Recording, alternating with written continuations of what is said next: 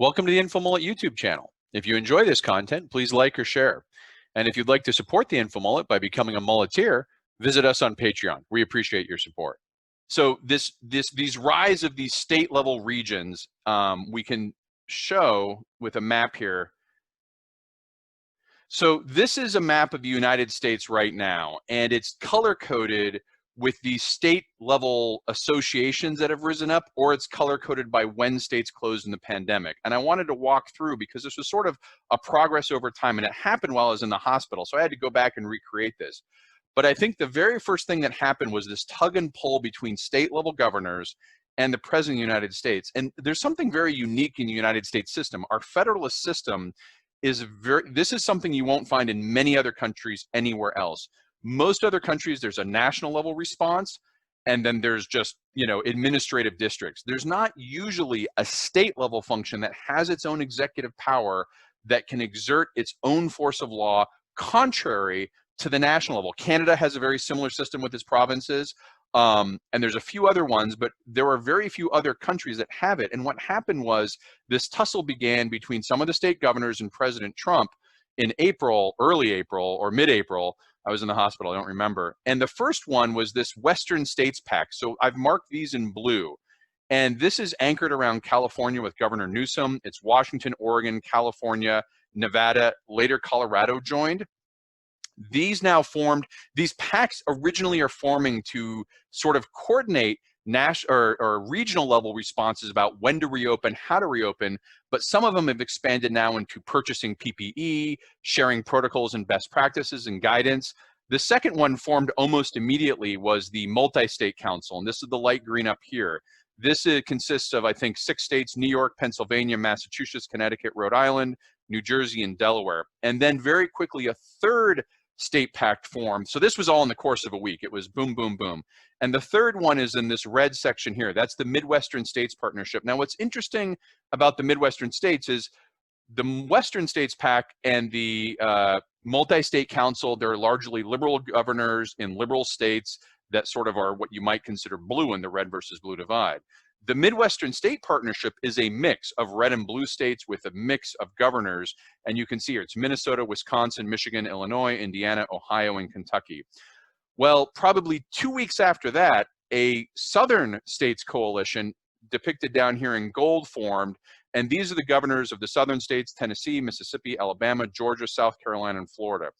All of these multi-state pacts, first of all, they're constitutional legal. There's nothing in the Constitution that prohibits this from happening. It's one of the most fascinating things that, as a radical moderate, I love seeing federalism in action, because it's a great check on the federal government. But we haven't seen it a lot in the last 20 years. So it's easy for people to think, what are these things? The only time I can think of these sort of regional coalitions forming is in the No Child Left Behind and some of the educational situations where regional consortiums would come together to form educational guidance and interact with the federal in that way. This has all happened very quickly. And so you have 4 of these regional, 1, 2, 3, 4. There's a one up here I called the Governor's Discussion Group. I don't know if it's they just didn't want to be left out but couldn't get around to making a name, or whether New Hampshire's like, we'll be part of the group, but we can't name it because that's not free enough. But that's Vermont, New Hampshire, Maine. What these groups are doing is basically coordinating within themselves on how they're going to reopen, by what standards they're going to reopen, how they're going to do interstate commerce and travel. And that has a huge implication, because it's not just, when does the economy start back up in these states, but if these states get used to working together, you're talking a major part of the US economy is now represented in one of these 4 regional coalitions. Now, they may fall apart. Some of them will not, sustain themselves, they'll fall apart. These other color codings are simply when the unaligned states closed. And what you see here is the light brown. These are the states that closed earliest. They did their own mobilization lockdown earliest. And there were some states that fell on these time reigns but have since joined coalitions. So these are just the unaligned remaining states that haven't really picked a coalition and closed the earliest. The sort of pink salmon one are the ones who closed before April 5, so they were lagging closures. A lot of the southern states now in this coalition were in that group, but they did form a coalition, so I can't really color code them too. But you've got Texas down here, Arizona, Kansas, Virginia, North Carolina. And then the last one that is no longer in that isn't unaligned closed before April 12th was Missouri. South Carolina actually closed, would have been in that group, but they've joined this coalition. And just by way of curiosity, when I look at these coalitions, something immediately pops to my mind. I don't know if it pops to your mind, but this chart has been floating around since 2013, and this is the 11 nations of North America that does a sort of, what are the cultural areas? And it's not a perfect overlap, but it's interesting how these sort of regional state coalitions that have risen up do overlay to some degree with these sort of 11 nations concept. You have the Southern States Coalition down here, represented in the Deep South. Again, Louisiana, with this New France part, stayed out of it, wasn't part of it. You have, obviously, Yankeedom correlates well with the multi-state cancel, but part of it has gone into this upper Midlands area. And then obviously the left coast is, if you know anything about the West Coast, most of the population is centered in this area, so it can easily sway the state, and that aligns to the Western states. And interestingly, the states that are unaligned are the ones in the middle here that don't really sort of have this far west area. So it was just interesting to me how these regional coalitions formed, and what the ramifications are is the federal government has not provided a national response on virtually anything. The White House with the press briefings has been often a source of confusion. Things will change. These regional coalitions, by design or by default, are rising into place and creating effectively a patchwork of national policies rather than having one policy on economy or reopenings or testings and tracings.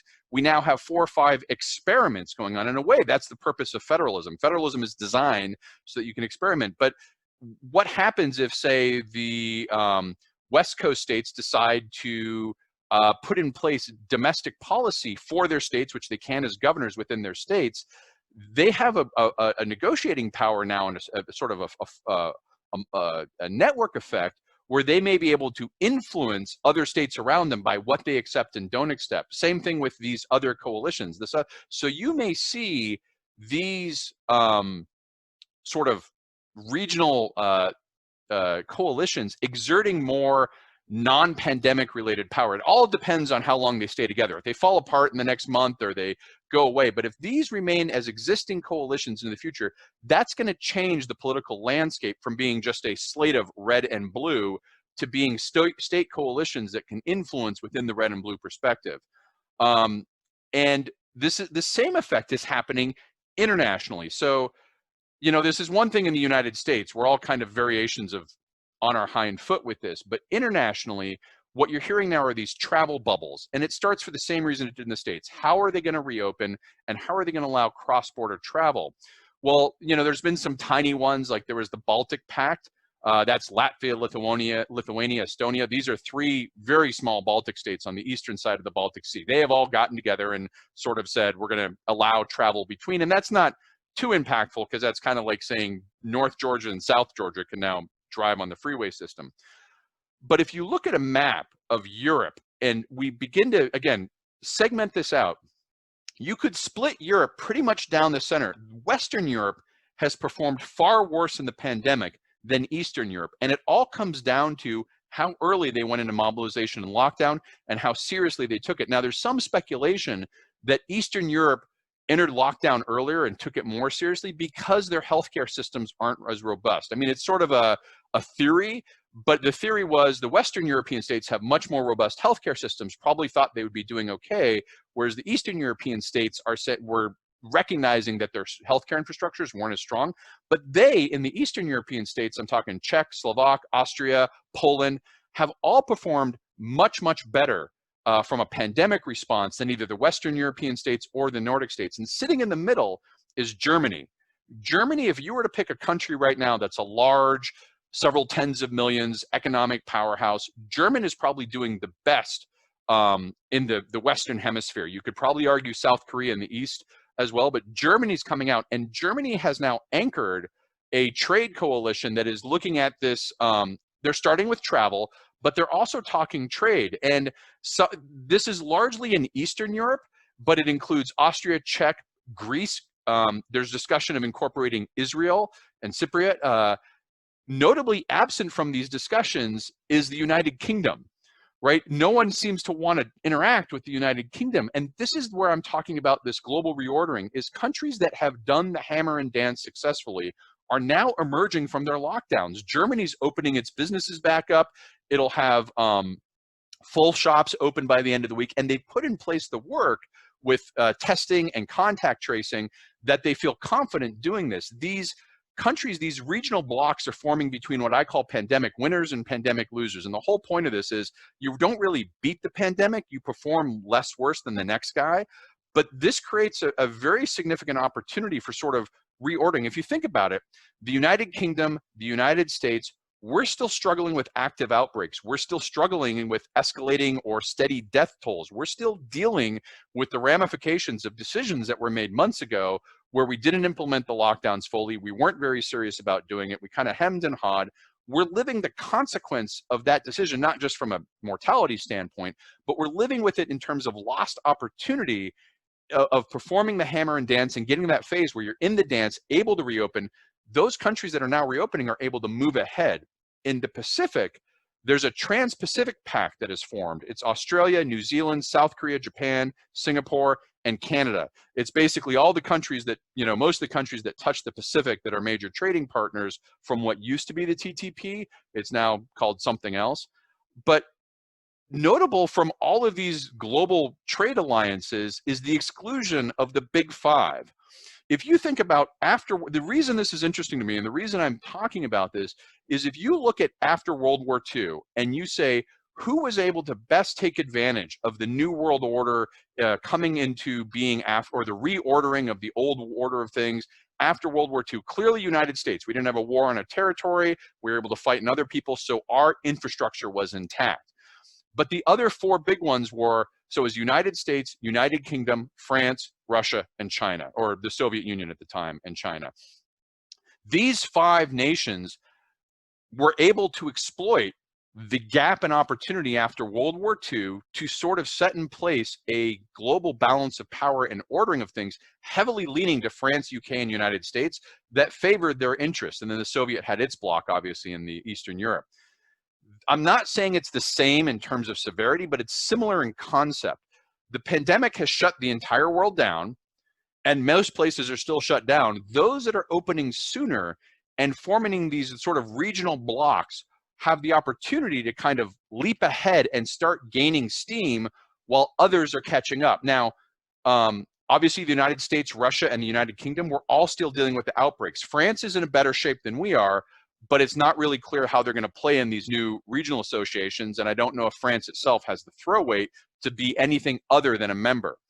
China is ostensibly doing well from its outbreak, but they're not really well liked by anyone right now. They've got a lot of overhang from the concerns about, how transparent they were and all that stuff. Plus, there's existing concerns about what are their trade practices, how do we want to work that. I'm not saying that these large countries won't be meaningful. China is still big, the US is still big, but these emerging regional coalitions have a real opportunity to sort of gather their strength and get ahead while these other larger countries are still struggling with the fact that they didn't exploit the hammer and the dance and come out of the pandemic quickly, safely, and with the confidence of their people. Let me pause here real quick, say some hellos. Jennifer, Christine, Tony, Josie, good to see you, long time. Lori, Nikki, good to see you. Going through, let's see here if there's any quick questions. Yeah, Mark is saying, isn't that the kind of influence? So California has exhibited a single state influence with its emission. It's a large state, it can set emissions for its state, but now take California and combine it with the population size that brings in Oregon, Washington, Nevada, and Colorado. And they start, if they do something like that again, you're talking about 3 times the size of Californian population. So you're talking, and the German anchored one in Europe, that coalition that I was looking at, I was doing it earlier, probably 130 million people in that one trade coalition that's anchored on German, extending into Eastern Europe, and may include some other areas that are doing well. So these have the throw weight to make some significant adjustments. John is asking about Taiwan. I haven't heard about Taiwan joining the Trans-Pacific, but there's rumors Taiwan, Vietnam, some of those other countries that are doing well might join South Korea and these other ones. It all depends. Remember, there's an existing framework. The TTP trade partnership is existing and had 11 countries. They're using some of that framework, but they're also setting it up. This is why I mean it's a reordering. This distinction is not being made off traditional trading partners alone. It's being based off who handled the pandemic well, who is handling the pandemic well, who's prepared for wave 2, because these are the kinds of confidence. If you're going to open your border with someone, if you're going to reestablish your supply lines and reconfigure your industry to say, who am I going to get supply from? That's an investment and a cost. You're going to want to make it with a country you can trust will be able to sustain that relationship if there's a wave 2, if there's a wave 1.5, if we're having to do this for a while. So they're being very cautious and sort of examining who's going to participate with who. Jason, good to see us. So this leads into this question that's come up about ants and grasshoppers, the pandemic responses that we could typify between. Thanks for watching the video. Hope you enjoyed it. If you'd like to follow the InfoMullet, visit us on Facebook or Twitter. And if you'd like notifications when we post new video content, click on the red subscribe button below the video. If you've ever wanted to become a mulleteer and support the InfoMullet, visit us on Patreon. We appreciate the support.